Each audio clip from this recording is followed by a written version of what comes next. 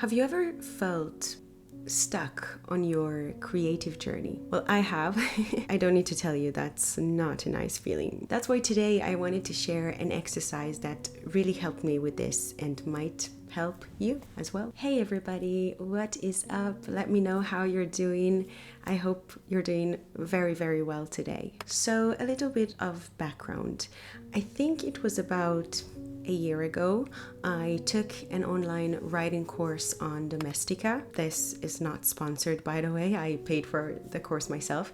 I've actually done a few courses on this platform. I really like how affordable and insightful the courses are. The courses are relatively short, which is good because then it doesn't feel like a huge commitment to take, but still they're packed with information and I've learned so much from them. So this particular exercise comes from Piers Torday. He's a children's author and I think he's best known for his series The Wild Child. I meant to say The Last Wild, not The Wild Child. Sorry about that. At least that's how I know him.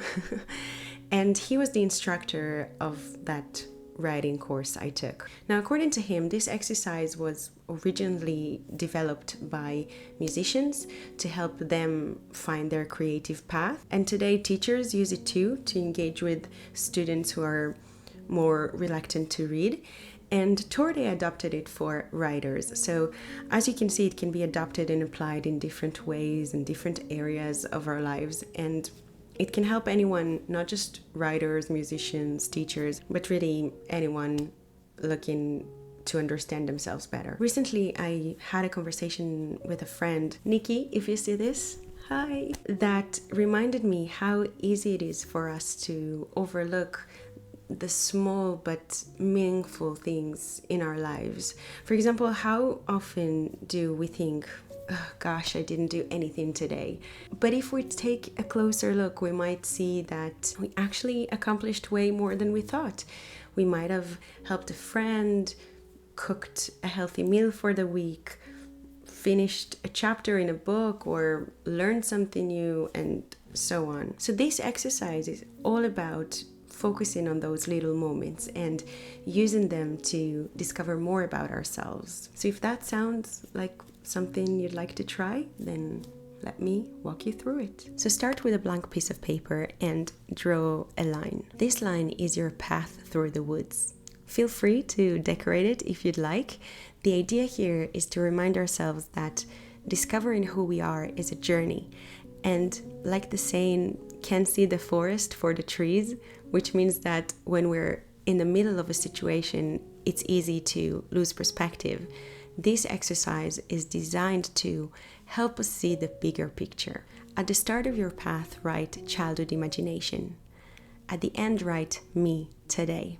You can add photos of yourself as a child, maybe add old school reports or pieces of writing, anything that makes the path feel personal and inspiring. Now, imagine yourself walking along this path. Think back to the first time you did something related to writing or whatever creative area you're focusing on today. Why did you do it? Start adding memories to your path. This can be big or small. It can be a school assignment your teacher loved or hated, maybe a journal entry, a book that changed your life, even something you wrote but never shared with anyone.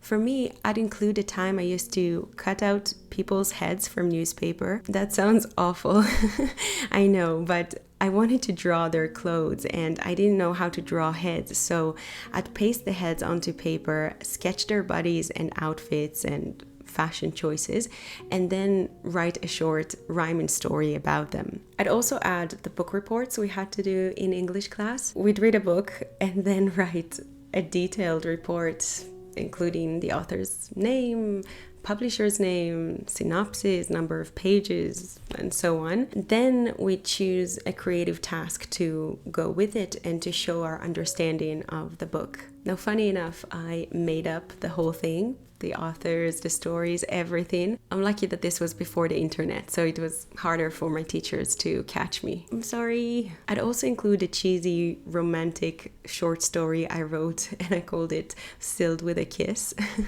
It felt so cliche even back then, but it's part of my journey. I'd add that I've been journaling ever since I can remember. I'd also add the Harry Potter books that ignited the spark for reading and writing in general. I can also add literature courses I took. You see, once you let it, the ideas just keep coming. More recently, I'd add the rhymed children's book I wrote. Also, in high school, I majored in media communication and I needed to write a lot of scripts for that class. So I can add it here because they're mainly stories. Also, throughout my life, but especially throughout my teenage years, I used to take my guitar everywhere and I wrote lots of songs. I have a crazy amount of notebooks filled with songs. I also wrote lots of poems as well. Looking at all of this, I can see how much I've always been drawn to rhyme in writing. Don't forget to include the embarrassing moments. They deserve to be here too. And really, we all know that every experience matters. Once your path is complete, you can hang it above your desk and keep adding to it if you remember something else, or as your creativity develops, you'll see that there's so much more to your journey than you realized. And the most important thing is to remember that this is just the beginning of it. Best of luck to all of you on your creative journeys, and I'll see you next time. Bye!